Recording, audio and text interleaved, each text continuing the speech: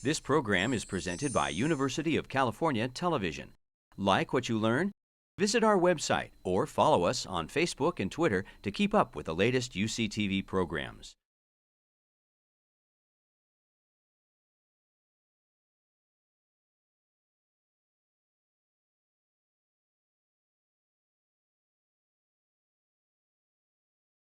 So good evening, everyone. Welcome to a special Earth Day edition of Science at the Theater, sponsored by the Friends of Berkeley Lab. My name is Jeff Miller, Head of Public Affairs at the lab. How hot will it get? That's the answer that we're all looking for, right? That's why you've turned out in such large numbers. What does a rapidly warming planet mean to our future? Tonight we have 5 panelists who will help answer that question. 4 of the 5, Bill Collins, Margaret Torn, Michael Weiner, and Jeff Chambers, are Berkeley Lab scientists. Our 5th panelist, Max Ofhammer, is based at UC Berkeley. Now, I'm not going to sugarcoat this. The news they are about to share is not good. But we think that as scientists working in the public interest, that's for all of you, with public funds, that's also about you, we have a responsibility to tell you what we have learned. And because Berkeley Lab exists to bring science solutions to the world, we hope that what we learn will lead to discoveries that benefit everyone. With that, please welcome our first presenter for the evening, Bill Collins, who is the Director and Chair of our Climate Sciences Department at Berkeley Lab. Thank you.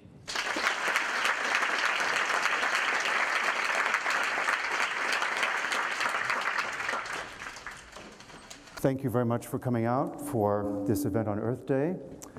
We are going to step through a bunch of science that we do at the laboratory that concerns how the climate works now and how it might work in the future. And my job at the beginning of this evening is to tell you about what's coming based upon what's happened in the past. So I'm going to talk to you about what the future may hold based upon our best ability to predict it using some of the most advanced climate models on the planet. These models have been developed by a very large community, and they essentially provide us with our crystal ball for how the climate might change. They're not Excel spreadsheets, they're a lot more complicated than that. They're based upon our best knowledge about how fluids work, how the atmosphere and how the ocean work, and how processes within the climate system, including winds, waves, clouds, plants, how all of those interact to create the Earth system.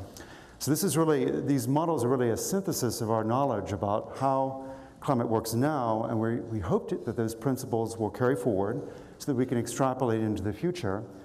These models are now capable of simulating climate features as small as the currents in the ocean, down to scales of 10 kilometers or less. So we really have quite a lot of capability to look at the climate and then to ask how it will change in the future. This has been made possible thanks to some really remarkable advances in computer technology. And I've used a scale here. This is unfortunately, I realized as I was looking at my slide this afternoon and practicing, I thought, you know, I'm not sure if scientific notation is probably the best choice. So I'll step you through what these units mean. 1.e plus 0.6 is a million, and then you go up to a billion with the 9.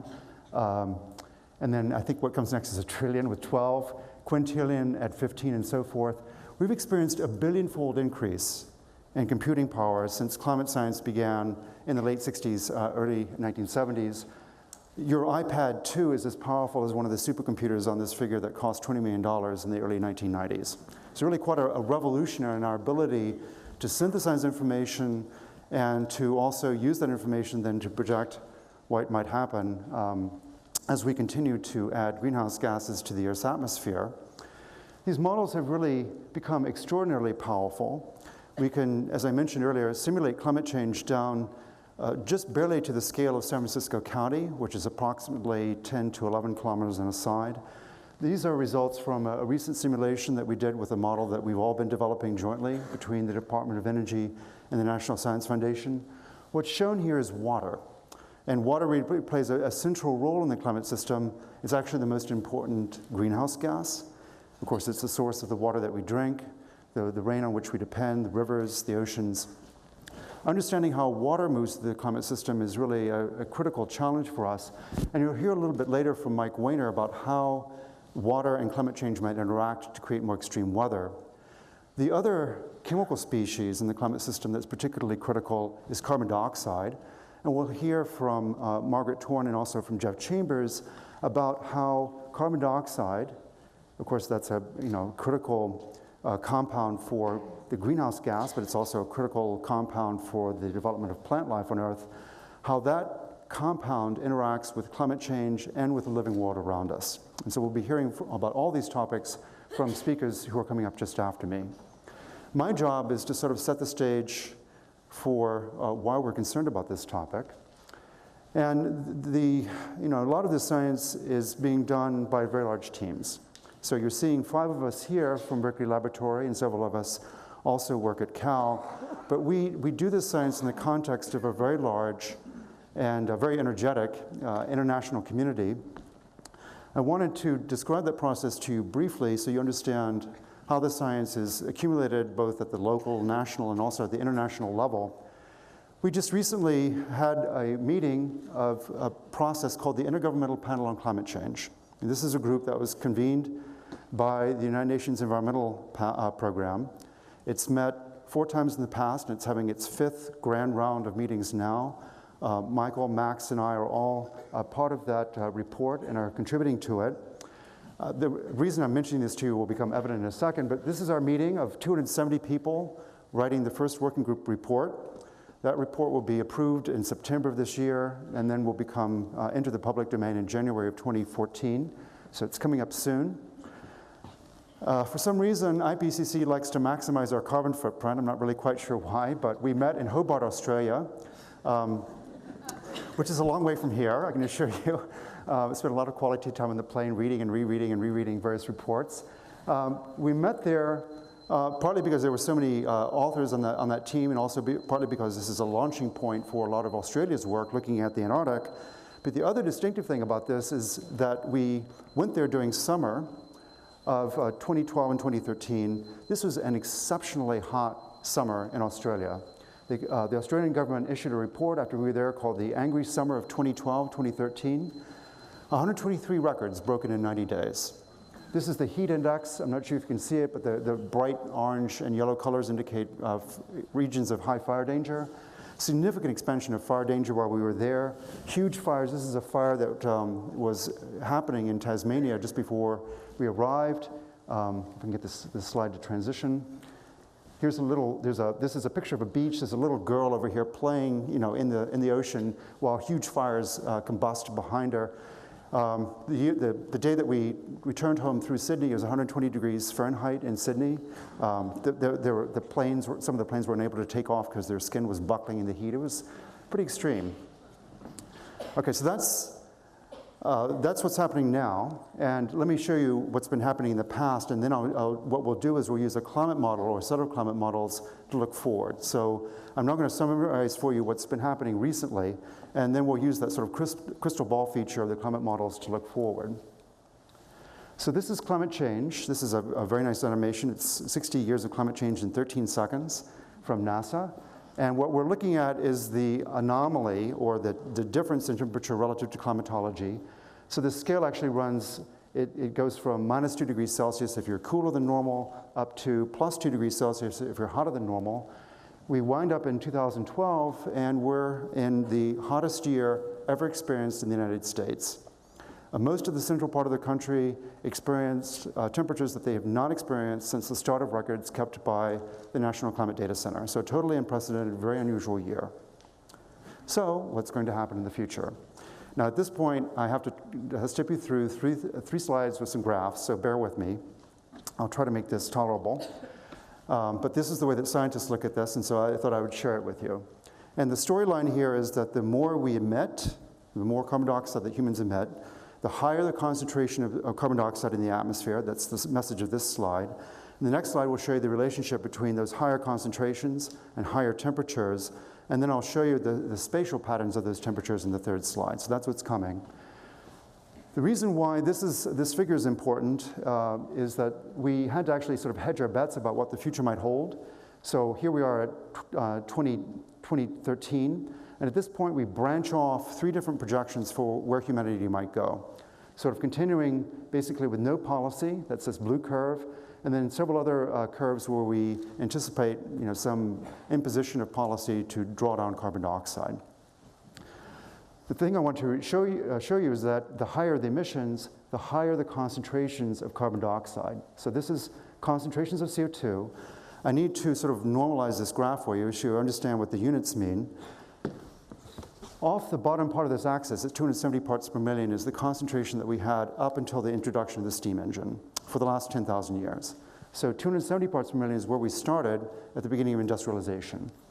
We're now at a concentration, 390 parts per million, that was last experienced by the climate system naturally 3 million years ago. So at the launch of the major period of glaciation that's occurred since then. And if you look at these figures, I just want to, I think it's quite remarkable. As we go forward in time, this blue curve, the one with no policy, hits 700 parts per million, cruises right through. The last time the Earth experienced 750 parts per million was 34 million years ago, at the dawn of the creation of Antarctica. And so we actually have invented a time machine. It's called your car engine. And that car engine, your car engine, mine, everybody else's, is taking us back in time, back in fossil time to periods that we have not experienced since the, really since the advent of our mammalian ancestors. So spooling forward now in time, if you trace these concentrations, you can and look at how they relate to increased temperatures, they match 1 to 1. The higher the emissions, the higher the concentrations, the higher the concentrations, the higher the resulting temperature. And these temperatures, especially for no policy, reach 8 degrees Celsius, roughly, let me see if I can do roughly 15 degrees Fahrenheit, so really quite toasty compared to present day. That's globally global mean change. And if we look at the patterns, I think it's quite interesting to see what those imply. Let's consider 2 time periods. The near term, 2015 to 2035, so 1 generation away. And then at the end of the century. Let's start with the end of the century, and again, going from top to bottom, we have a sort of the Bill McKibben world where you hit 360 parts per million, just a little bit higher than its 350 parts per million. So let's call this Bill McKibben world. And you know, it changes by a bit, roughly 1 to 2 degrees Celsius. The no policy graph is in the lower right-hand side, and that has a world that's much hotter than it is now. It's a world that's historically unprecedented. We haven't seen conditions like this except in rare intervals, even in the recent fossil record. So it's a completely different planet. The challenge that we face dealing with climate change is really illustrated nicely on the right, on the left, with these panels. This is what happens with essentially no policy all the way to imposition of really dramatic policy over the next 25 to 30 years. Look at this. There's essentially no difference between the different worlds. That's because all this change that's occurring now is climate change that was committed by historical climate emissions, the ones in the past. This is also the reason why this is such a tough problem politically. Essentially, what you're telling the public is that commit to potentially drastic change, or at least severe change. We would have to move to a much more sustainable energy production network. That actually might be fine, but in any case, change will, the upper left-hand figure is dramatic change, the lower left-hand figure is no change, and there's no benefit, no appreciable benefit in terms of temperature over a 20-year time span from now. This is one of the reasons why this is such a tough problem politically. And essentially you're asking people, you know, okay, make a choice, but the benefits are going to be realized far in the future. That's the dilemma that we face. But I think it's a dilemma that we have to face responsibly by first facing the facts and then asking how we want to deal with them. And a number of really great thinkers have thought about this problem hard. And I'd like to end with a quote from E.O. Wilson, a very famous scientist at Harvard who's studied ants his entire life, but has also now begun to address the issue of our impact on the natural world. And he said, a very Faustian choice is upon us, whether to accept our corrosive and risky behavior as the unavoidable price of population and economic growth, or to take stock of ourselves and search for a new environmental ethic. And it's with that thought that I would like to leave you and turn the floor over to my colleagues who will now explore other aspects of the climate system, including climate impact at high latitude, and that's what we'll be hearing about next from Margaret Torn. Thank you very much.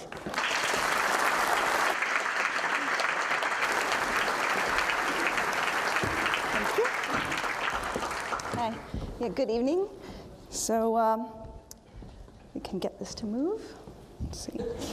Yeah. So they'll start that. What I want to do is shift gears now, move from model world up to the Arctic, and look at the effect that warming may have there. So this is Ivatuck, Alaska. It's on the north slope of the Brooks Range, and this photo was taken in August 2011. I went there with a team of scientists studying climate change, and we walked a transect here, putting a little pole in the ground to see how far we could go. We were looking to see the depth of permafrost thaw, and we could go about 50 centimeters or 20 inches everywhere that we went. And at that point, we couldn't go further, and that's because we hit frozen ground. And the ground here is frozen year-round, doesn't come above freezing any time of the year, and that's permafrost. And the permafrost can be a meter deep. It can go 100 or even 1,000 meters deep of this frozen ground that's been frozen mostly since the Pleistocene. In the summer, it thaws somewhat, as I was saying, and that's where the plant roots get their nutrients. But it's just a shallow skin, and the rest is frozen. And this map up here, it's a different kind of view. We're looking from the North Pole down onto the Earth, and you see here this purple shading, and that's showing the extent of permafrost, this permafrost ground or perennially frozen ground. It's very extensive. It goes all through the Arctic, and the northern part of the boreal forests are also underlain by permanently frozen ground. And what I want to talk to you about is just give you a brief look at what happens when this perennially frozen ground begins to thaw. I was visiting that site with a group of scientists, as I said, studying climate change, and I'm a biogeochemist, so I'm not studying the permafrost itself, but rather how ecosystems affect climate by releasing greenhouse gases or changing exchange of energy and water with the atmosphere. And the Arctic is indeed vast, but I want to say that for me, the biodiversity strikes you on a miniature scale. It's the moss and the lichen, and in the middle here, that's a blueberry shrub with its one blueberry. They are delicious, but you have to keep moving, which is probably what I'm doing in that photo. It's just getting another blueberry. Yeah. So as Bill pointed out, the Arctic is warming, and as his simulation showed, the darkest red is at the top of the plot. The Arctic is warming faster and will warm more than any other part of the Earth. And in fact, it's already warming. So what Bill showed as warming from 1950 to the present, that's about 1 degree Fahrenheit on a global average. But this map of Alaska shows that in Alaska, it's warmed about 2.9 degrees Fahrenheit over that same period, 3 times as much. And the projections are the same, much more warming there. But as it's already warming, permafrost is already thawing, and it's having local impacts like the foundation of houses slipping in because the ground isn't solid beneath them, or trees tipping over. It's called drunken trees. And it happens naturally as well, but it's happening more now. But what I wanted to talk about was not these local impacts, but the way in which permafrost thaw will feed back to global climate. And how is that? Well, one of the main reasons that in that frozen ground is frozen old buried carbon from many years ago. The organic matter could be a woolly mammoth, or it could be from a microbe decomposing plants. And there's deep, deep profiles. It's a little hard to see here, but what you're seeing is these dark areas here are organic matter going deep, deep, deep. This is about I think 50 meters high. It's cut for us, but this area goes on. This is from Siberia. The whiter areas are ice that are also frozen, so the ground is held up by excess ice. One thing that's interesting here is that if that ice melts, the ground actually subsides. There's nothing to hold it up, and you end up with very interesting shapes, and that's one reason that the trees fall over. But there's a lot of carbon in there because it's frozen, just like the food that's preserved in the back of the freezer. Here's a deep tropical soil, and it's as deep, deeply weathered, but it has only 1/10 of the carbon. So it's really a lot of carbon locked up there. And if it were released to the atmosphere, it would more than double the amount of CO2 that's currently in the atmosphere. So that's a huge effect. So if you imagine, go back to your freezer for a minute, And if your freezer's like mine, there's a little bit of food there stuck in the back. I don't know what it is, but it's been there a while. If I were to unplug the freezer, just let it sit out for a week, and I came back, it would not smell very good, and the food would have rotted. And the point is that when it gets a little warmer, then the microbes can become active and start decomposing that organic matter. And when they decompose organic matter, they form CO2. If they're doing that in a dry environment where there's oxygen, so the O and the CO2, if the decomposition is happening underwater and it's a little hard to see the little inundated area there, then you're going to get methane. There isn't enough oxygen to form CO2. And it's important that you get both of those greenhouse gases. One reason is because CO2 is per molecule, or even as a global warming potential, about 25 times more effective in warming than is CO2. So we care about the amount of greenhouse gases coming out of the ground, and also, is it methane because the ground is wet, or is it CO2 because it's dry? Now you're probably thinking, well, from what we heard from Bill, if there's more greenhouse gases, there's also more warming. So we can have warming that's causing more greenhouse gases, that's causing more warming, more permafrost thaw, more warming. That's a positive feedback loop. And it's called positive in the sense that it amplifies the perturbation, not because it's necessarily a good thing. And in this case, it's not a good thing. It means that it will keep going in a warming cycle. Now, one question you might ask is, well, was this effect already in the model we just heard about from Bill? And the models that Bill showed do have a land surface, but I'm afraid they don't have all these processes. So they don't simulate methane production, for example. They don't simulate real changes in plant distribution across the landscape. So what I'm talking about here is an additional effect, in addition to what Bill was talking about.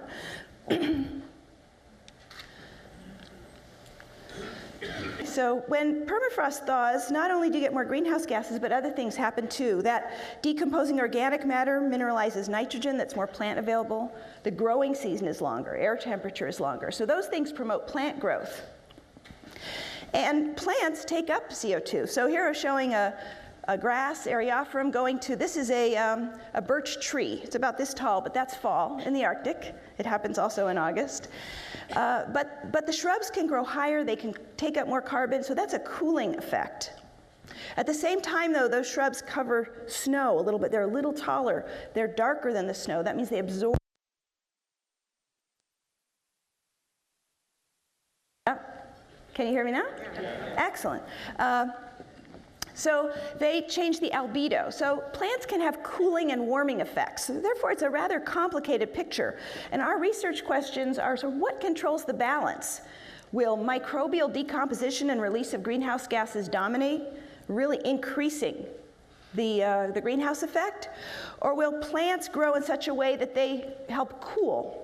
And it's a rather intricate set of connections between landscape hydrology, soil microbiology, the soils themselves, plants that determine that balance.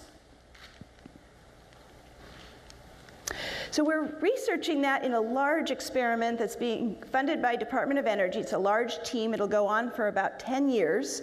And we're trying to understand that intricate set of relationships and then put those processes into a model that can represent the complexity within Bill's larger global model so that we really get a more accurate prediction of climate change feedbacks. And these are just a few illustrative pictures. I'm saying that we are working up in Barrow, Alaska. That's the furthest north part of the United States. And then we're going to be moving in a transect south. And this middle picture is showing patterned ground. This is really fine-scale heterogeneity that's made by that ice, and I'll show you a better picture of that in the next slide. And the upper right is a graduate student, Melanie Hahn, and a colleague, Dave Billisbach, putting up instruments we'll put up in a tower that measures CO2 and methane flux over a large area. These are very fast response laser-based instruments. So one thing that's really neat about the Arctic but makes it very hard to predict change is that it forms these really interesting pattern grounds. Up in the upper left there is low-centered polygons, and it's excess ice that has pushed up and made these edges that hold the water in. And it's a little hard to see, but this picture here is showing a cutout of ice. There's some white ice there underneath the green grass. And if the ice melts, then you completely change the topography. And there is no model right now at the global scale that can represent anything like that. And what's showing here is kind of a negative image of that one. It's after you have thaw, the edges subside, there's no more ice, the water drains away, and this gives off a lot of CO2. It can give off so much CO2 that it actually contributes more to warming than that wetter area would, even though the wetter area is giving off methane. So what are we seeing? Just to show you two quick results from lab experiments. The one on the left is a microbial experiment. It found that when you thaw soil, you can immediately get more methane production. And it was a very deep genome sequence, a metagenome. It was looking at every microbial taxa in that soil, one of the deepest metagenomes ever conducted. And it showed that the metabolic potential is there to respond quickly and to decompose all the different kinds of organic matter in the soil. But also that little ring there, which obviously you cannot see what it is, but it's a genome for a novel methanogen, one that hadn't been known before. So there's also a lot of mysteries about exactly what's there and how it will respond to warming. On the right-hand side is a project from Lydia Smith, a graduate student, looking at warming the soil right at the permafrost active layer boundary. And with just a little bit of warming, we got CO2 that we could date with C14 and show that it was 2,500 years old. So just a little bit of warming would make that material, very old buried material, available to microbes. In the field, people are seeing the same thing. Katie Walter Anthony is pictured there on the left, and she was finding methane coming out of these lakes that was as old as if it had been perhaps from one of those woolly mammoths.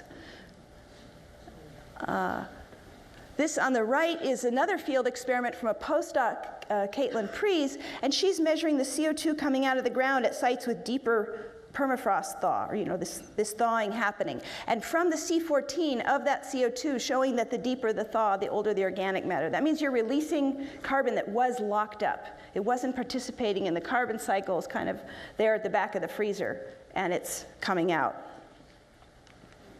So the question that was posed to me in preparing the talk is what happens to Earth's climate when permafrost thaws? So we don't have a forecast yet. I'm showing you work that's just in progress. But we could look to some published estimates of permafrost release. So in the units that Bill was showing, 1 gigaton is 10 to the 15th grams of carbon per year. As CO2, what 1% is methane, so very small amounts, a conservative estimate of the methane flux. And on the units that he showed, that's emissions of 4.6 gigatons. So I'll put this on the same plot he had. That red arrow then is how much additional warming or additional climate forcing coming from CO2. So it takes us from, for example, a scenario in which we had successfully mitigated, this is the happy Bill McKibben scenario, up to sort of the next level. If we don't mitigate for a while, it does the same thing. So it's really adding quite a lot to the warming. One other way to look at this is to put it on the scale of the amount of CO2 emitted by coal plants. So that amount of emissions from permafrost thaw, contributing CO2 and methane, is equivalent to the emissions from all the coal-fired power plants in the United States right now. And that's a daunting number, but there's also something else to consider. We could, if we want to, shut down the power plants. But it's much harder to control a positive feedback that is going on pan-Arctic. So it's one of those things that you want to prevent, as opposed to coming along behind. So I'm just going to end very quickly with some thanks, because we are working in the borough of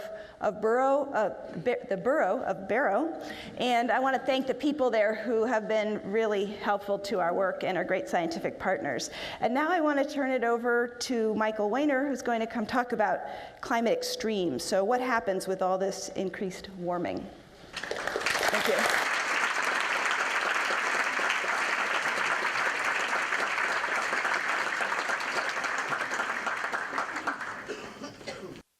I'm going to talk about extreme weather and climate.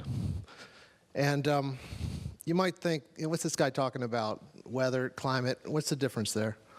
I had the privilege as a young scientist to hear banquet talk and meet, actually, the great scientist Ed Lawrence, who's the father of chaos theory. And the title of his talk was Climate is What You Expect, Weather is What You Get. And I really like that definition, because that's what climate really is. It's not just the average of all the weather that we get, but the whole statistical description over a long period of time of the weather. Extreme weather is of interest to me because we live in the weather. We don't live in the climate. We live in what mathematicians would call the noise of the climate.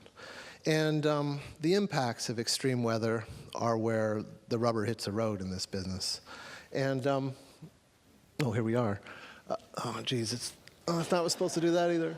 There you go. So here's some examples of what I mean by this. I'm going to keep an eye on this, make sure it doesn't change on me again. Thank you. So heat waves. I mean, we had a heat wave today. I was really uncomfortable. I don't know about you.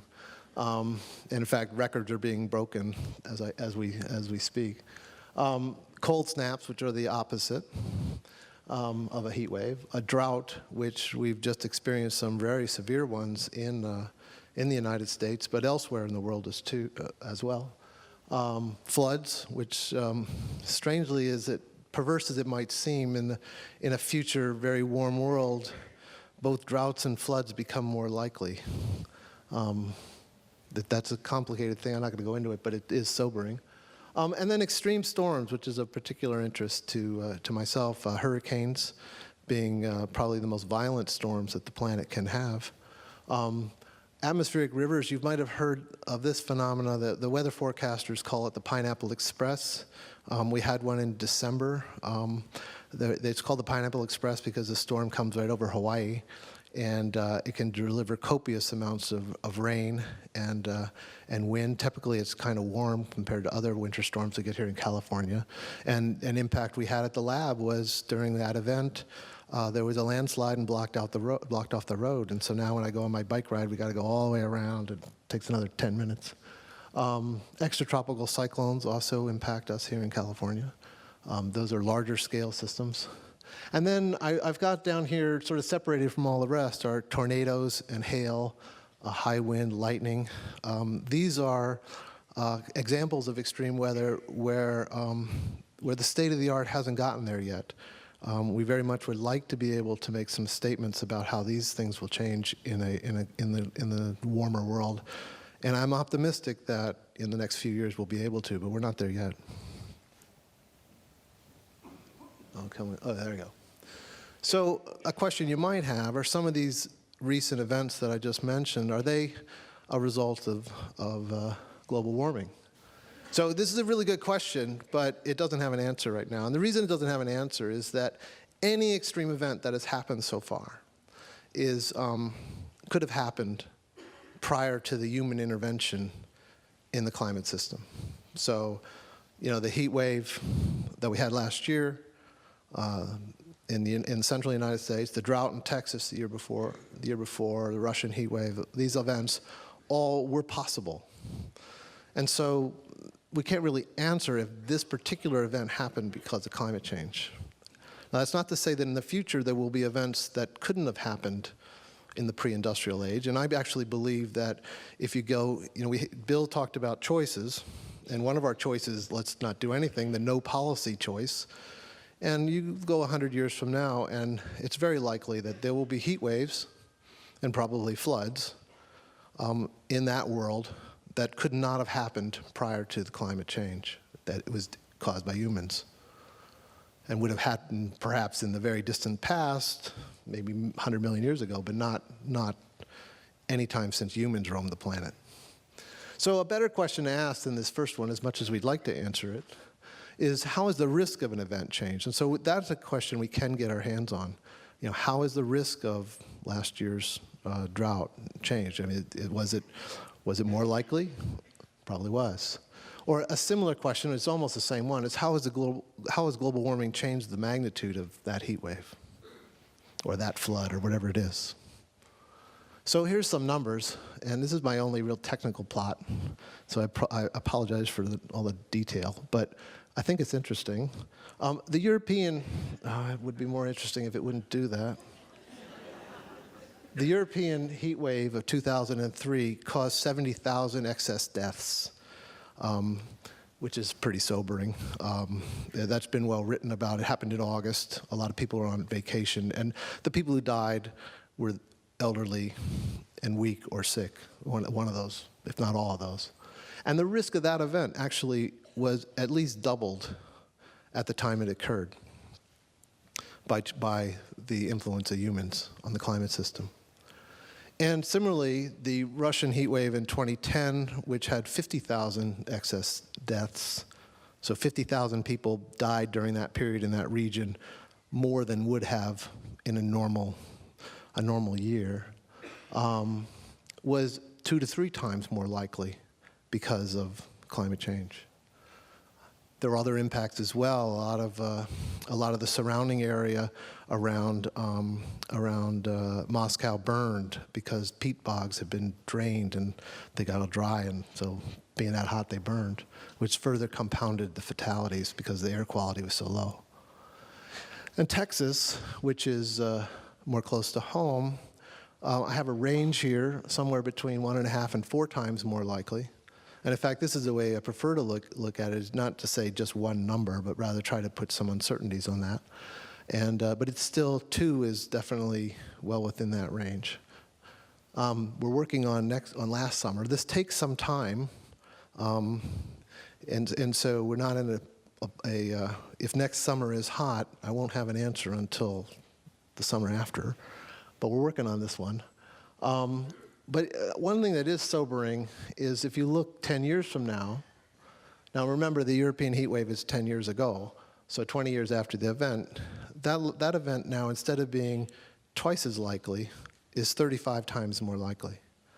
And by 2040, which is sort of the end of the period where whatever we do now doesn't matter, it's after that that our choices matter, it's basically going to happen almost all the time. And in fact, if I can do this here, this plot here shows the probability of such an event happening, and our median estimate is that it's about going to happen 9 summers out of 10. So the phrase that I use for this is today's rare event, because back in 2003, this thing had some chance, single-digit % chance of happening. So today's rare event becomes commonplace in the future. And in fact, it's not even that distant in the future. But not all events are equal, and you can see that for the Russian heat wave, it's only 5 or 8 times more likely, so it has a chance of maybe happening once every 5 to 10 years. And the US drought, or the Texas drought, maybe 4 to 10 times more likely, so it might happen 2 out of 20% of the time. So what I'd like to leave you with is this movie that keeps on wanting to come up, which is my latest calculation that I've been doing at the machines here at NERSC, the National Energy Research Supercomputing Center. And it's a global model. It's about as high a fidelity as we can handle. We divide the planet up into grid boxes, 25 kilometers on the side, and then integrate it as far as we can. And what I'm showing here is the water vapor, and let's just go to it, and I hope it plays. Very good. And you can see weather happening. Now, this is a climate model. We're going to run it for many, many years. I'm only going to show you a couple of months. But it's making hurricanes. It's got these storms here, and it's got weather fronts. There's some atmospheric rivers that flow in the right time. What I've shown you here then is what the models that are much coarser. The grid boxes are 200 kilometers on the side. These are the class of models that were used in the IPCC 4th assessment report. The 5th assessment report that Bill and Max and I are working on are somewhat finer. And I don't know if we can go back. Maybe we can go back and watch it again. For those of you in the back, especially if you take your glasses off, when we get to the part where the 2 of them are going, they kind of look the same. And it's only really when you look at it closely and you see the details of the fine weather that they're different. Maybe it won't play. But that's a good thing that they're not that different on the large scales, because that gives us confidence that the projections that we make based on those models in the IPCC reports have some legitimacy. And I don't think it'll play. Well, anyway, I'm going to go on and introduce Jeff Chambers, who's going to tell you about trees. And thanks for your patience with the technical difficulties.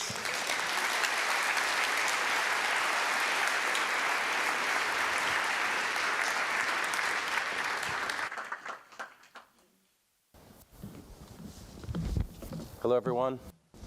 So,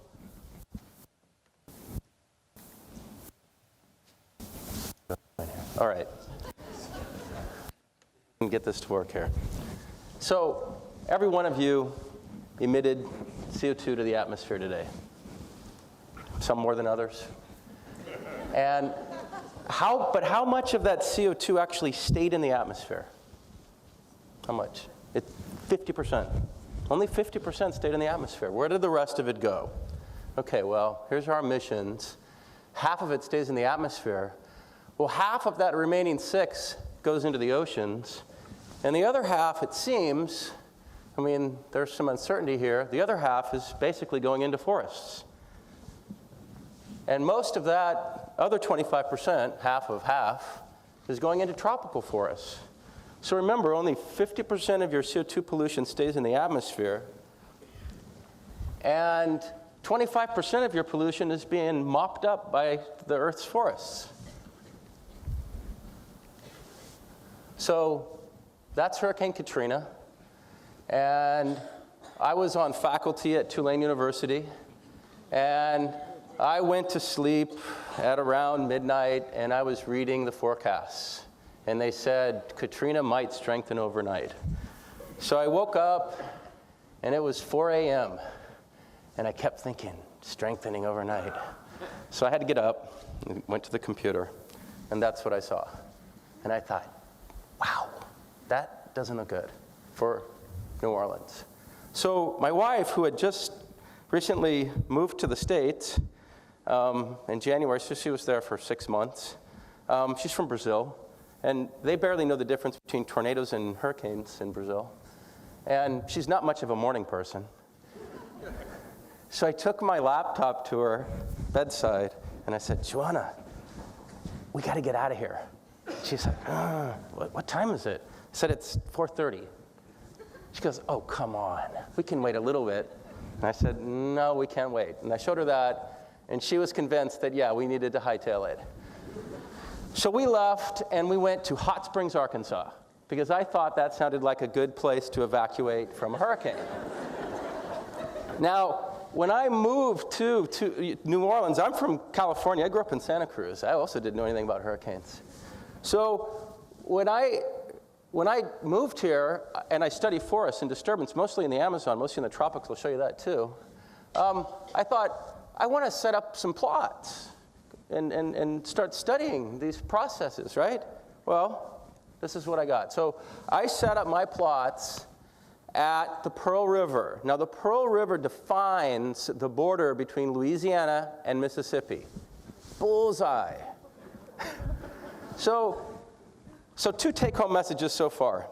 Remember, the Earth, the oceans, the forests are mopping up 50% of your CO2 pollution.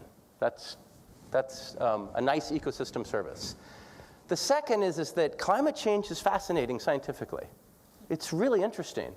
And in fact, sometimes it's hard for us not to get so excited about the science that we forget that some of this can be quite destructive. I mean, just think about the losses of lives and property from this storm.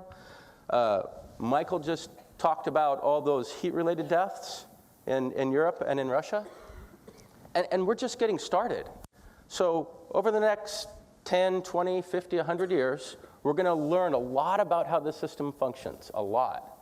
But at what cost? So what this is it's a method called spectral mixture analysis. This is a Landsat scene. That's an airport. This is Bay St. Louis. This is ground zero for Hurricane Katrina impact. Anything that's green on here means thriving vegetation, and anything that's red is dead. So you'll see before Katrina, after Katrina. Before Katrina, these are false color, remember. Green, live, red, dead. Before Katrina, after Katrina. This is the Pearl River here. Before Katrina, after Katrina. And the area as I was setting up this research was up in here. And you'll see that some of this is red and some of this is green. So if you do a delta, if you subtract 2005 from 2004, basically subtract this image from that image, you'll get the delta. So that's what here, this is the delta image. We use this image to send out a crew to field sample. And it's really tough working in these post-disturbance environments. We had to buy one of those hedge trimmers and essentially carve tunnels through blackberry briars to get to some of these locations. And we used that to calibrate our satellite data to estimate how many trees were killed by Hurricane Katrina. That had never really been done before. And we came up with a number, 320 million. And that's the equivalent of the net gain by all US forest in a single year, the net gains, right? Okay, so let's move on to the Amazon. So I've been working here, this is Manaus, the city of about 3 million people in the middle of the Amazon. I've been working up in these forests for about 20 years now. In 2005, the same year as Hurricane Katrina, apparently driven by the elevated sea surface temperatures in the North Atlantic, this massive storm, I don't know if you can see quite South America, but I'll outline it for you. It's just about like that. That's a massive storm blasting across. So let's do it again. Oh, this is a blowdown. This is what happens when a squall line produces microbursts and wind speeds in this burst swath can exceed 300 kilometers per hour. That's about 600 football fields worth of forest that's been blasted down by a downburst. This is one of our field areas. This is a Landsat scene. Here's a road coming in. It's about 10 kilometers across. This is 2004, and this is 2005. So you can see all these areas. So again, send out the field crew, sample these gradients, and calculate how many trees were dropped in the Amazon in that event, and we estimated 500 million. And this is Juliano, a Brazilian graduate student who was doing that tough field work to link to the satellite data. So now we can start to build these mortality maps. And something else that's important is putting these types of relationships into the models. So it's not just wind either. It's also drought. So in 2005, there was a drought 100 years. It was at a in Manaus. Is the mic problem here? Oh, there we are. Okay. Here's the drought from 2005. And here, 5 years later, there was an even more severe drought than the 100-year drought that occurred in 2005. And this event caused widespread tree. I'm losing my mic again there. Drought is another concern, and it's expected to also increase in frequency with a warming climate.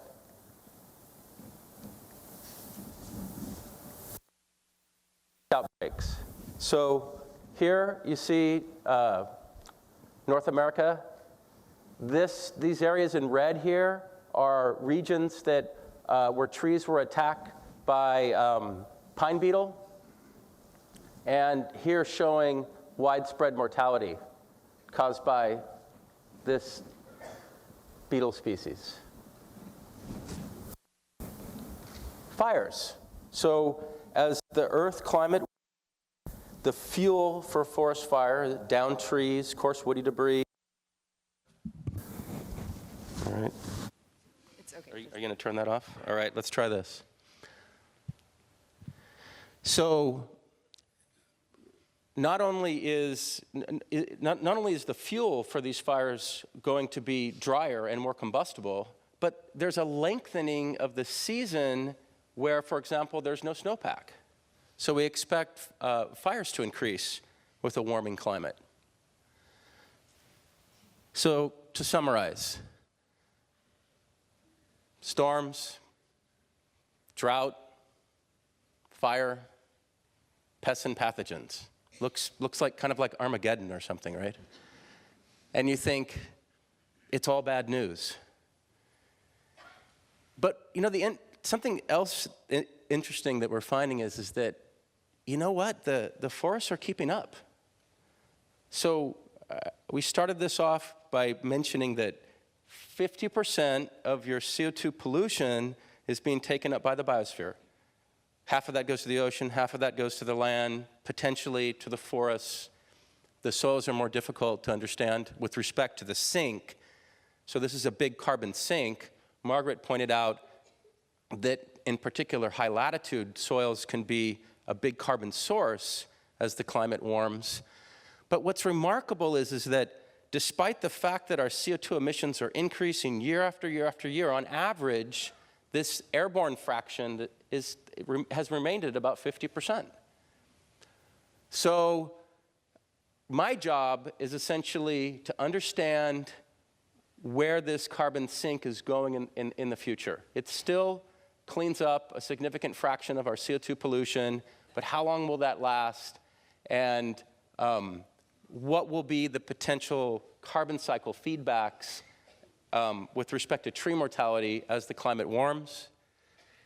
So originally, I was going to end on this talk. This is a student of mine took this picture in the Upper Rio Negro, one of the least populated places on planet Earth, less population density here than the Sahara Desert. And then on Friday at 7:45 a.m., just 3 days ago, 7:45 a.m., I was getting ready to take my daughter to preschool. And my wife was 8.5 months pregnant. And at 7 a.m., she said, you know, I'm starting to feel some contractions. So she was on the phone to her doctor, 7:45 a.m. So I dropped Naomi off, and I was coming back, and I get a frantic call from Joanna, and she says, the baby's coming out, I've called 911. That's 8 a.m. I'm in the house by 8:01, and sure enough, Nathan's halfway out. It's just me and Joanna. Fireman arrives at 8:05, okay? And then at 8:10, here he is, Nathan was born. So,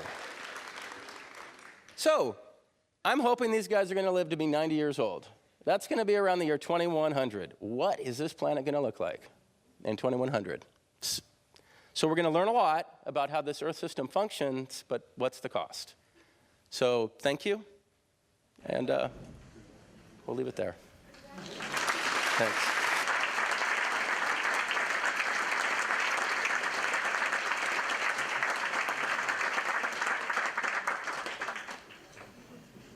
All right. Happy Earth Day, everyone. You know what? You're at a really nerdy event if they bring out a German economist to close the show.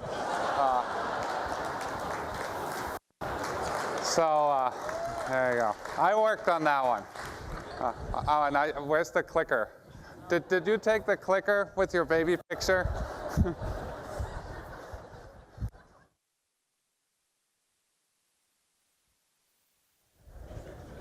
There you go.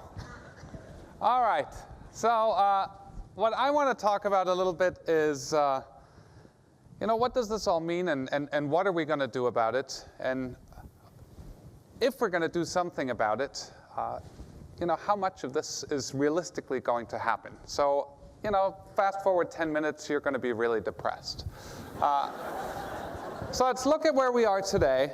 We started thinking about this problem a while back. So 1992, I believe, was the Rio Earth Summit. We just celebrated its 20th anniversary last year. In 1997, we signed the Kyoto Protocol, first global agreement to regulate greenhouse gas emissions. It was amazing that some countries worked together to achieve this. We are now, this year, at the 18th meeting of the parties, which is this is the 18th time we've met to negotiate a binding agreement and a successor agreement to the Kyoto Accord. We're not even close. You read the newspapers, you know where we are, I don't need to tell you, but we're a long ways away from something meaningful that includes the major emitters of greenhouse gas emissions in this world. The number, the last line behind me says something depressing, like in 2011, emissions were 56. Yeah, that's right, 56% higher than when we had data for the Rio meeting. So this is depressing. CO2, from an economist's perspective, is a stock pollutant. What you pump up there essentially stays up there for as long as I think most humans will live. I know there are some issues the scientists have with that way of thinking, but most scientists have lots of issues with the way we economists think, rightfully so. So this is what I like to call Carbon Mountain. Carbon Mountain is sort of an unorthodox way of graphing emissions because time is going in two directions. Did I mention I'm an economist? So from the left, we start in about 1850, we go through 2010. This PRC stands for the People's Republic of China. This is Chinese CO2 emissions from fossil fuel combustion until 2010. You see that that peak is slightly higher than what happened in the US, time going backwards, starting in 1850, here going to 2010. The PRC is now emitting more CO2 from coal alone than the US is from all fuels combined. And if you look at the derivative of this thing, there's some saying, well, maybe this year emissions will only grow by 8% instead of 10%. It's growing rapidly. So the thing we, of course, worry about is not the level of this, but it's the area under these two curves right here. That's the total amount of carbon we've emitted into the atmosphere since the beginning of the Industrial Revolution from these two countries. What do these two countries have in common? Biggest economies on Earth. That, and neither of them are subject to any meaningful climate regulation. This, of course, excludes California as of January 1st of this year. Thank you. A lot of people worked really hard on that piece of regulation, so I think a little bit of applause is in order there. But when we think about impacts of climate change, the previous speakers did, I think, a just absolutely fantastic job of showing how scientists think about this problem. And economists, we learn a lot from this way of thinking, but there's two additional things that we bring to the table here, and we, all jointly under the IPCC collection of scientists try and explain that it's not just the direct impacts. It's not just that heat drops yields. It's not just that snowpacks are melting or coral reefs are bleaching. There are other costs here. The two major costs that we also have to think about are the costs of mitigation. That means the cost of actually reducing CO2 emissions from, let's say, power plants or whatever it is you're using to cool your car, which is a really powerful greenhouse gas as well. And then, of course, the costs of adaptation. Some of these costs of adaptation are things like we may have to build higher seawalls outside of SFO to prepare for 100-year flood events that are now higher than the ones we previously thought. Others are ones where you voluntarily now install an air conditioner in your home in San Francisco, which you wouldn't have thought of 50 years ago because summers were never really that hot. So what do economists do in their free time? Here we go. Actually, this comes out of Lawrence Berkeley Labs. An interdisciplinary group up there looked at some of these impacts of climate change. And I really like the interdisciplinary angle of this type of research, where what they did here is they laid over the map of California's electricity grid. That's what looks like veins in California back there. The fire risk map, meaning how likely you are to experience a wildfire in any given year. And looked at how likely are transmission lines going to be affected by wildfires. Then they took one of these fancy climate models, actually a bunch of these fancy climate models, and looked at how the probability of these transmission lines being affected by wildfires under climate change is going to change by end of century. Lesson is red's bad, green's not so bad. So what you're seeing up here, these nice transmission lines that are bringing nice, clean hydropower from the north are likely going to be more affected by wildfires under climate change than not. So this is just an example of a lot of little studies that we're all trying to piece together in a more universal picture of impacts. This is some of my own work here to just outline how important and how significant temperature, the role of temperature is in electricity consumption. So this is the California Independent Systems Operator load by the hour. And what I've done here is I've essentially fit a nonlinear function of load to temperature. It's not that surprising that when it's really hot outside, electricity load goes through the roof. Why is this? Have you ever been to El Centro? It's hot. All right? Sorry, I should not breathe so heavily into the microphone. So what do? You turn on your air conditioner. Air conditioners, unless you have a really nice heat pump, you're going to use electricity to work it. Well, in California, this is an issue. But let's look next door. This is China, all right? This is some data I've collected recently from official statistics right here. What you're seeing, if I may walk up here without falling off the stage right here, these are China's 30 provincial entities. The little black bars right here were air conditioners per household in 1995. The light gray bars are air conditioners per household in urban households in 2009. That's a 15-year period, and you can see a slight change. Guangdong, Shanghai went from about 0.4 air conditioners per household to roughly 2. All right? What this means is going forward, as it gets hotter outside, areas that previously didn't have air conditioners will get air conditioners, and this is all amplified by the role, of course, of growing incomes. As we get richer, as the prices of these things decrease, and as it gets hotter, we will use more of these gadgets. So trying to understand the magnitude of these effects is really important, and that's what a lot of social scientists spend a lot of time doing. So I was actually invited not to talk about this stuff, but to talk about regulation. But that's the beauty of standing on stage. You get to talk about what you want to. So what economists, when we think about regulation, we think about regulation in 3 ways: standards, taxes, and cap and trade. That's how most pollutants are regulated. Standards are the things we're used to. This is how I regulate my 4-year-old kid. The standard is 10 minutes of iPad a day, and that's it. It's strictly enforced, right? You can think of a pollution standard the same way. You may emit this much NOx, CO2, whatever it is. It's strictly enforced. If you go beyond that, you pay a fine. This is how we've thought about regulation mostly. You can also think of technology standards where you tell people what type of technology they have to install in their factory, like the SCR scrubbers we put on power plants to get out NOx, for example. And we also have so-called input standards where we tell people what they get to put into their power plants, low sulfur coal versus high sulfur coal. Economists hate standards, generally speaking. They're very inefficient. They're very high-cost ways of reaching a certain goal of emissions reduction. And I'm sure we can argue about this over Q&A later, but I'll just let that stand in the room for now.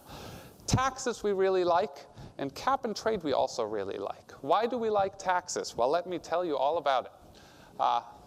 The other reason why economists aren't so much fun to listen to, we don't have maps and animations. We have text on our slides. Not so good. So essentially, why do economists like taxes? Remember one phrase.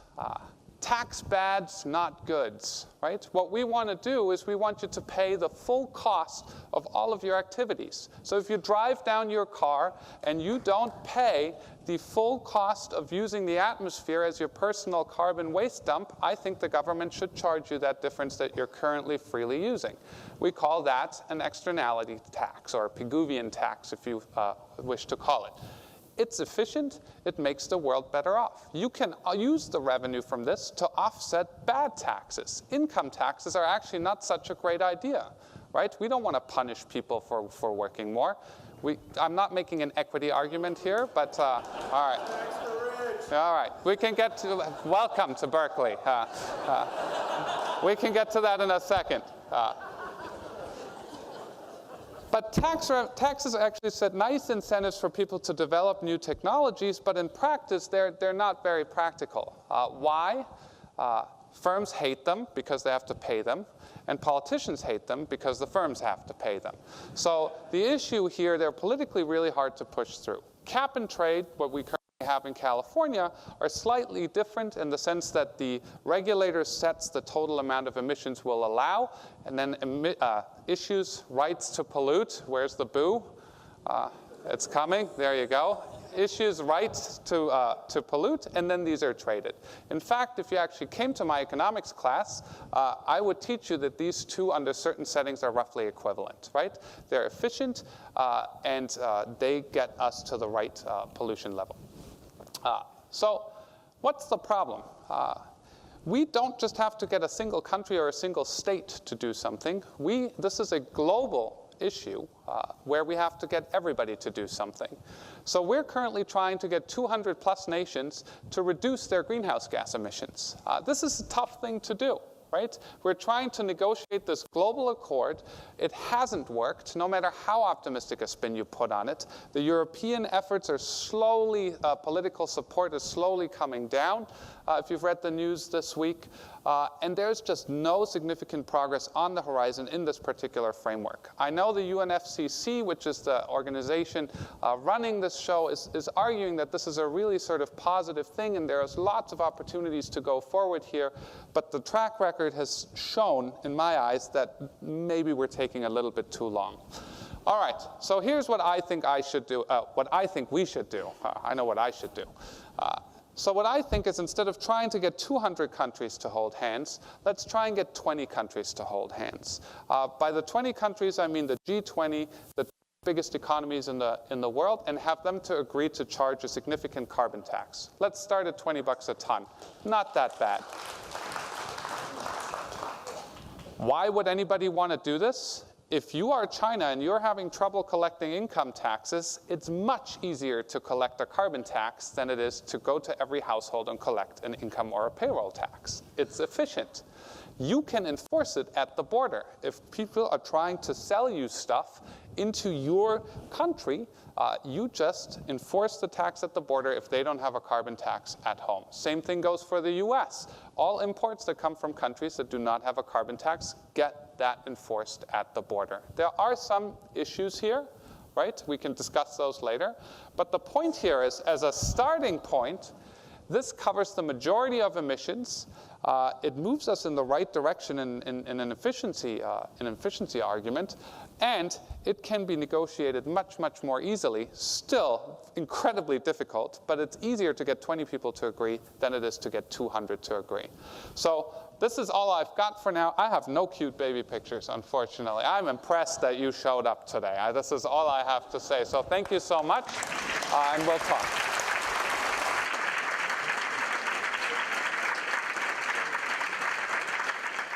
Okay, we're going to begin the Q&A session.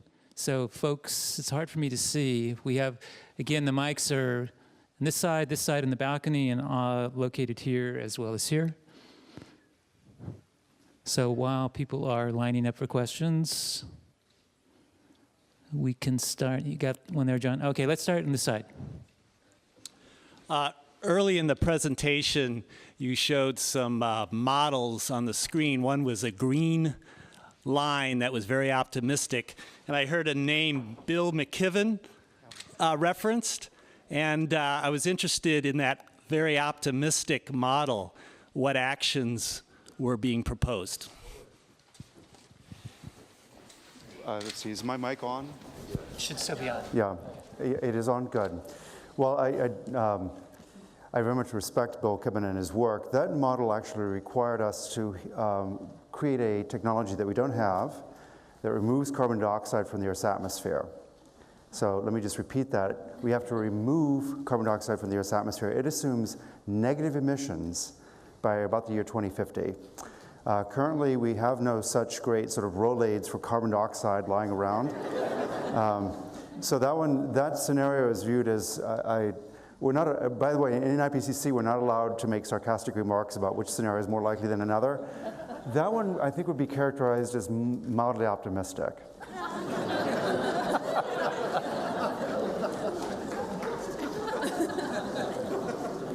Did that answer your question? Did that answer your question? Yeah. Okay, let's take one over here. I've been in the energy business, energy efficiency business for about 20 years, and it seems that in that time, the worst case scenario of 20 years has actually been surpassed by the actual scenario. Very alarming. What is going on with ocean acidification? Nobody spoke to this, and it seems that about 3 years ago, it came onto this the large radar screen, and it is the scariest feature of all, as I understand it. Can somebody speak to ocean acidification in this process? We're drawing straws here. It will not be me. Yes. Yeah. Jeff, I think you're the sacrificial victim. Okay, so I've never worked in an ocean outside of maybe some deep sea fishing, but I've taught a bit on this in classes. I taught a global change biology class, and the interesting thing about that problem is it's quite different than a lot of the other problems related to CO2, and it's related to the fact that CO2 dissolves in water to produce carbonic acid, and there's a reaction sequence, right? So as you increase the rate at which CO2 moves into the ocean, it acidifies because carbonic acid is an acid. And it varies a lot, but organisms that produce calcium carbonate shells, be it diatoms or shellfish or a host of other marine organisms, there's frequently a very narrow range at which that precipitation of calcium carbonate is optimal. So there's a direct effect there. The other problem is temperature itself. So as temperature rises, for example, corals will expel their zooanthellae. Those are the algae symbiont that give corals color, and that's a photosynthetic organism that provides actually additional carbon to the organism. The coral polyps can actually consume other smaller organisms and also get carbon. But there's a range at which a lot of corals will literally expel this algal symbiont. It's really not well understood. That causes coral bleaching and frequently the death of coral reefs. So there's very complex processes in oceans related to the direct effects of CO2, calcium carbonate, and then just the temperature effects. Let's take another one from the balcony. Yes, in Bill's slide, it showed at the end of the century, under no policy, about 4 degrees Celsius warming at the end of the century, and that was optimistic, I guess, because it didn't include permafrost. But taking that, climate scientist Kevin Anderson of the Tyndall Center in the UK said about plus 4C. He said that is not compatible with an organized global community, is beyond adaptation, devastating to the majority of ecosystems, and may not be stable, will lead to higher temperature. My question for everyone is, do you agree? Well, let me start with part of the answer to your question, which is we need to look at this. I mean, a lot of this evening has been focused around the effects of climate change. We've sort of primarily been talking about people, and then land surface and trees. But we began to touch on the topic of the impact on ecosystems with the question with regards to corals. People are very adaptable, right? We know what's coming. Unfortunately, the ecosystems around us don't. And the thing that I think that we need to keep, that needs to be a much more present value for everyone in this conversation is that, you know, surprise, surprise, we actually do rely on the natural world around us, and we're putting that natural world through a great deal of stress. So ecosystems in parts of the world need to be moving twice as fast toward the poles than they actually are moving in order to survive. So one of the reasons why we sort of take these targets, and you know, that's a very blunt instrument for describing the impact. That impact includes the impact not only on people but on ecosystems. And I think I just wanted to bring living organisms, plants, animals into the picture here, because unless we are cognizant, you know, at the end of the day, that this is not just a question of air conditioning our way out of this problem, that we also rely on having living forests and animals around us. And that's where some of these targets come from. And then to back up to the human impact side, The IPCC process has graded, essentially sort of translated different temperature targets into impacts on society. And they have a sliding scale. Once we get to 2 degrees Celsius, then you're starting to see significant impacts on tens of millions to hundreds of millions of people. So the 4 degrees Celsius is actually two times the target that, for example, Europe has been considering for some period of time. It's going to be a dramatically different world, and one in which ecosystems are under stress, and likely sea level will probably be a meter higher than it is now. So, yeah, it's going to be a very different world, and it'll continue to get even more different as we go into the future. 4 degrees Celsius is not the end of the story. I mean, I think the other thing I want to communicate, sorry for this run-on answer, is, but you know, I'm a physicist, and I guess I've seen this microphone here. The climate change doesn't stop after a century. We've been talking about year 2100. We've signed up for climate change for the next 3 millennia. Okay, think about that. 3,000 years ago. Why, that was back, you know, at the time when the Greeks were just beginning to form their civilization. That's how long we're committed to climate change going into the future. So 4 degrees Celsius is not where we stop. We keep going. Thank you for the question. Let's start over here. I understand, I believe it was an NPR show, alternative radio or something, I don't remember, but the point was that the temperature had gone up 1 degree centigrade, and that Kyoto only had one number in it, and that was that it would allow only 1 more degree centigrade. And I don't know if those are true facts, true or not. But the point was made that the fossil industries owned 5 times as much carbon as would be necessary to move it up to 1 more degree centigrade. And I'd like to ask the economist and back up with the others, if my science is right, that is it feasible that we could, whatever method we use, cap and trade or whatever, somehow convince these people that owned 5 times enough carbon to completely destroy, from what this reporter said, the Earth, from not doing that. And I'd like to, I have a second part, and that is very short. Wait, could we just, we're going to answer that one question. That is very short, and that is fracking. I want to just say fracking. Okay. Anyway, that's my main question. Answer one piece of that. I want to expand on something that Max said about California. So California has found the will to really make a difference and take a different path, and I think it's worth taking just a moment to recognize that here and to see how we can build on that. California has a binding legislation to reduce our greenhouse gas emissions to 1990 levels by 2020, and there's an executive order, it's not binding yet, from Schwarzenegger to reduce greenhouse gas emissions by 80% of that 1990 level by 2050.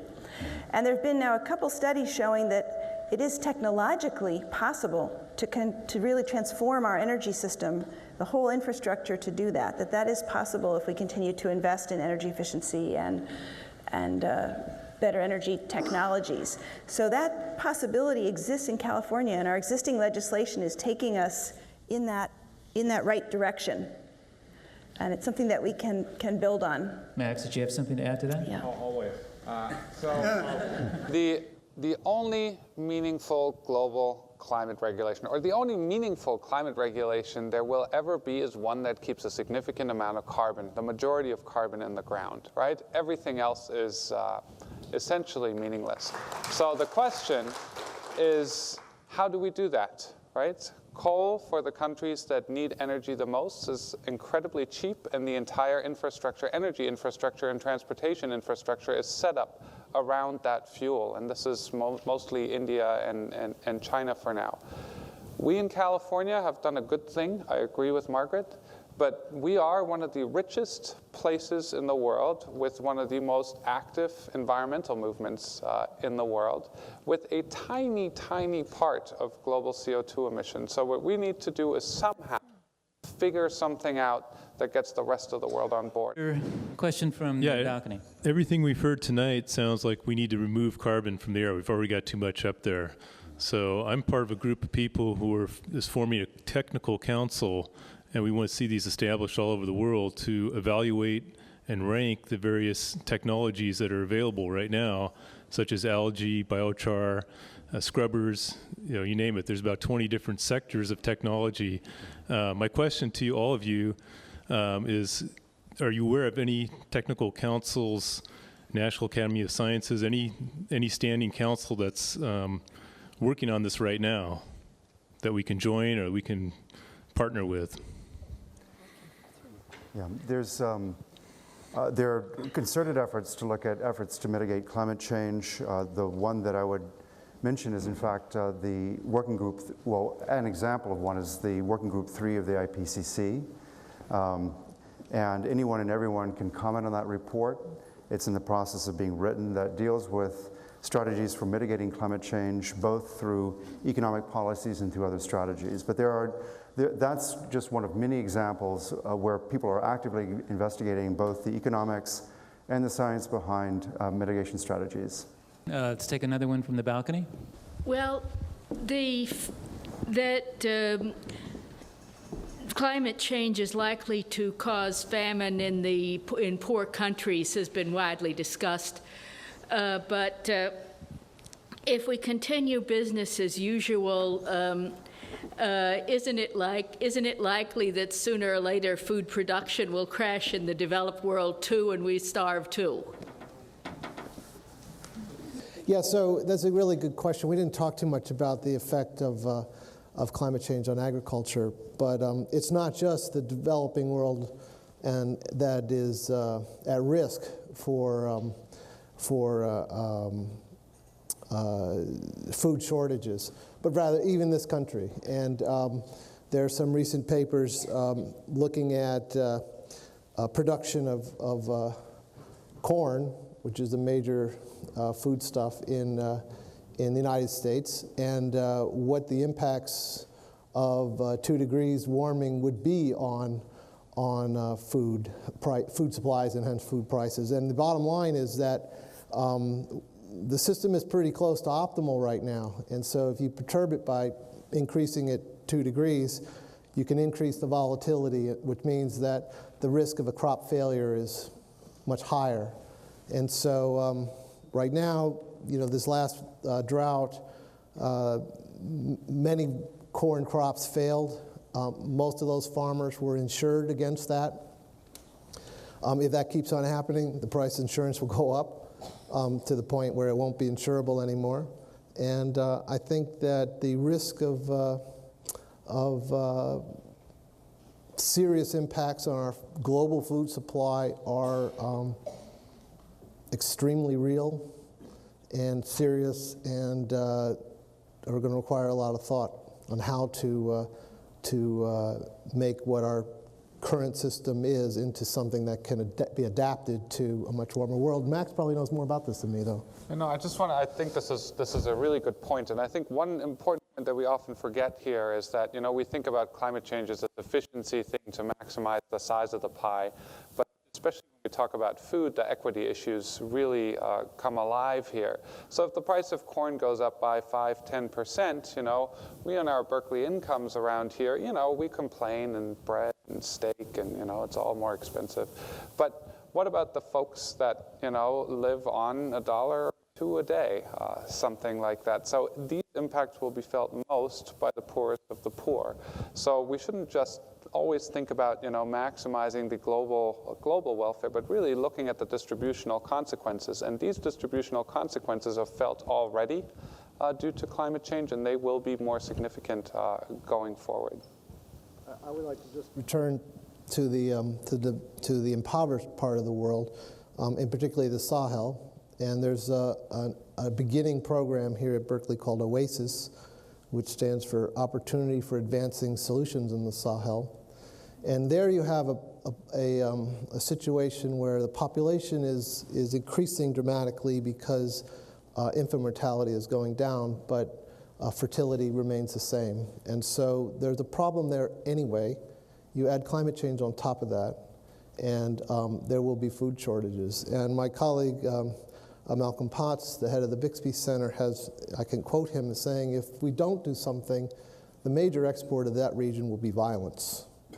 And this is something that we also haven't discussed, but hungry people are angry people. And this is a consequence that I think is very serious and has strategic implications.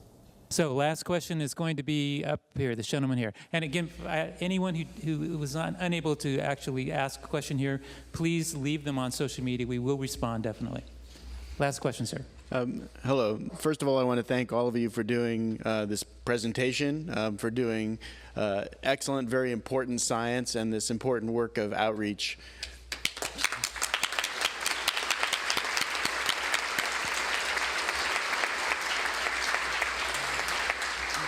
But I still want to ask a tough question.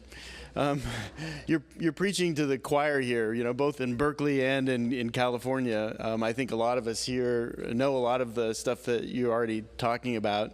How do we get the message out to the rest of the world? How do we get political action galvanized? It seems like you already know what a lot of the answers are. Keep the carbon in the ground where it belongs.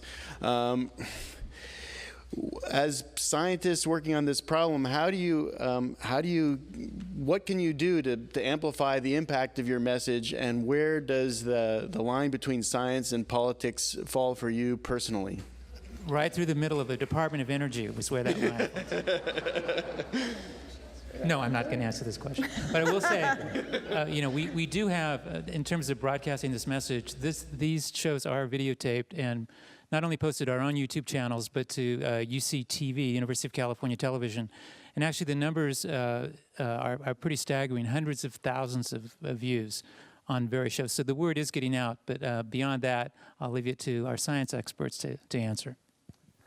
I'm looking down at that end of the, yeah. Max? Well, I guess there's a couple of ways we do this. We do stuff like this, you know, in Berkeley. We do stuff like this in other places that are maybe not as liberal as this audience is. I think some of the things we do, we produce science, and believe it or not, government organizations are full of people with PhDs in various disciplines who are consumers of science who try and turn this into meaningful policy. So when it comes to something like a new gasoline standard or something like that, that's based on science. When I write a new paper about climate policy or something like that, I write a one-page, non-opinionated summary, and I send it to my friends in the White House and at the EPA and so on. So outreach takes all kinds of forms. A lot of it's informal. Some of it's more formal, like through the IPCC. These assessment reports, we do them for free. Nobody gets paid for them. They take a third of your time. You travel around the world economy class, which is, you know, great and comfortable if you're 6'5".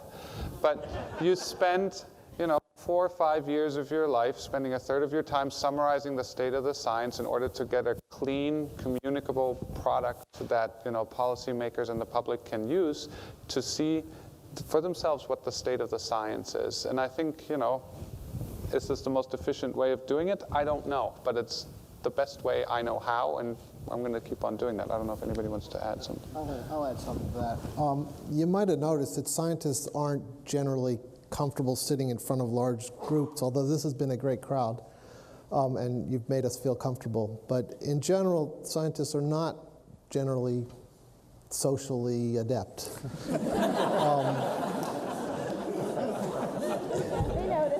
And we're working on this.